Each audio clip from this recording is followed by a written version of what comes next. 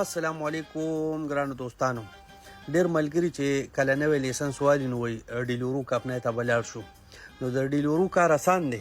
دومره ګران نه دی، خو د هغې دپاره د محنت ضرورت دی او محنت سي وروره چې په دې سور نور کې به ګرځې به ګاډي کې در سره کم ساماني نو دومره سامان نه یو زیات تر 7 کیلو 8 کیلو 10 کیلو 15 کیلو پورې ساماني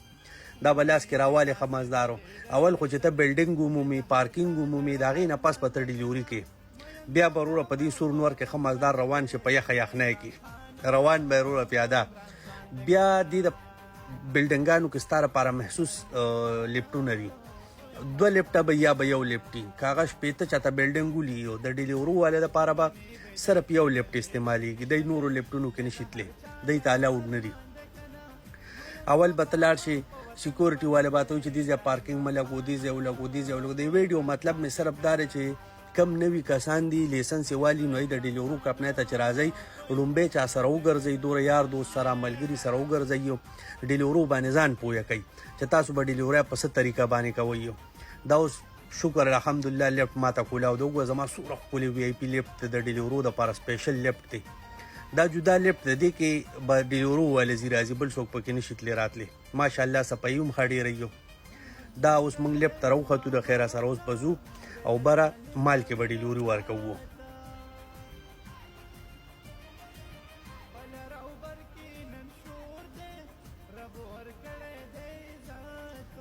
دا اوس د خیره سره موږ رالو د ډیلیورو دپاره پټې لارې دي دی به په ډوبه ډوبه ځي مال ته دی ښکاره نشي تللی. دا کم سامانونه چې موږ ګرځو په دې مارکیټونو باندې په دې مالونو باندې دا خلک خوري مالدار خلک چې ورته کم وایي که نه وایي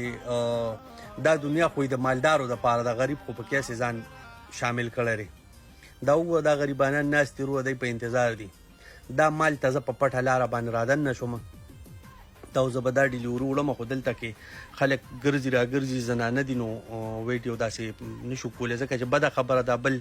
که چاته ووایي چې ویډیو ولیکئ نو بس بار باندې بیا غوسې کوي او ته به ورته بیا لږ ته مې پکې اوس خیال چې دا دی څنګه ګرځي خپې خوږېږي جوړه غریب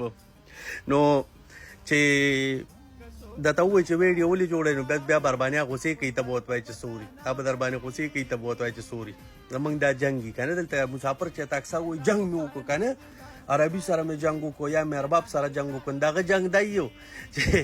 هغه وایي دغه وایي ارباب ورته غوسې پې کوي دی ورته وایي سوري نو زموږ اکثر جنګ دی. بخښنه غواړم څوک خفه نه شي په دې خبره باندې.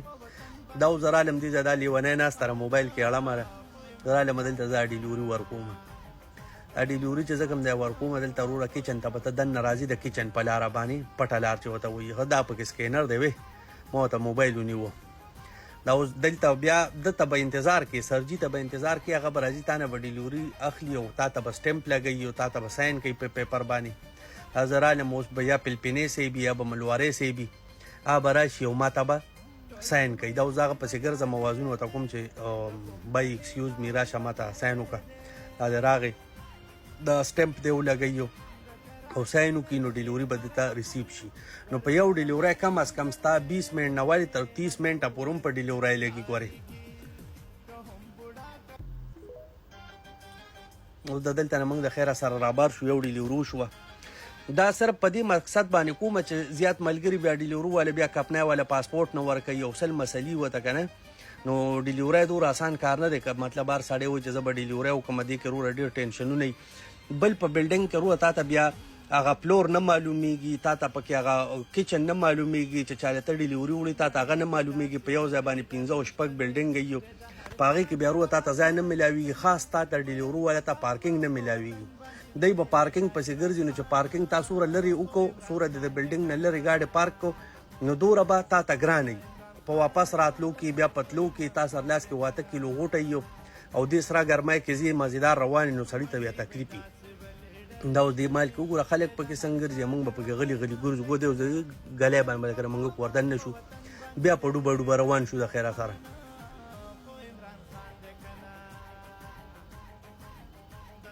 خو دا مې یو وی آی پي سیسټم دی که نه لکه ډیلیوري والا ته مکمل روډ خالي دی دا وګوره دی پکې اوس روان دی ښه مزدار او د ده دپاره جدا لیفټ لګېدلی جدا سروس دله ورکوي وی آی پي چې څه ته وایي. د دې لیفټ اکثر 20 منټ هم والي په واپس راتلو کې ځکه چې لیفټ یو سالم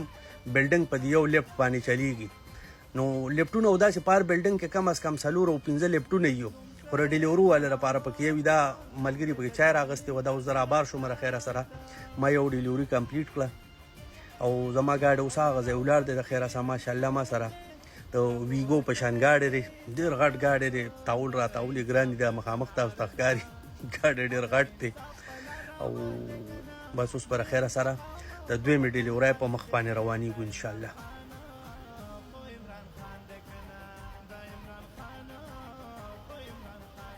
زه رالم خپل ګاډي ته راوختم د خیره سره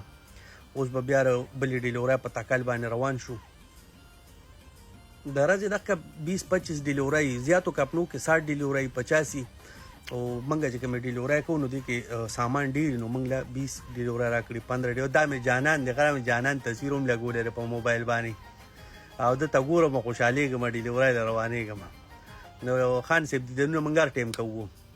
دا اوس زه رالم بل بلډینګ ته دا اوس په 36 فلور کې دا بلډینګ دا لیفټ ختلی 36 فلور ته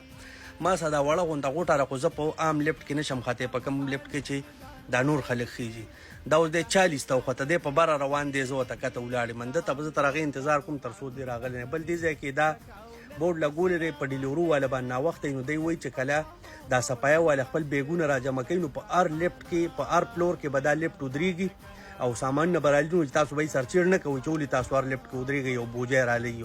بل دا وګوره زموږ دپاره څومره وي آی پي د تختو لیفټ جوړ کړی دا ډیلیورو والا لپاره دی دا اوس دی بیا پاخکه ځای باندې ودرېده خدای پاکه نو بټن به ووایي ته به وایي چې دی روان دی بیا پاخکه ځای باندې ودرېږي دا وګوره څومره ښکلې ډیزاین یې پکې کړی څومره صفایي کړې ده ماشاءالله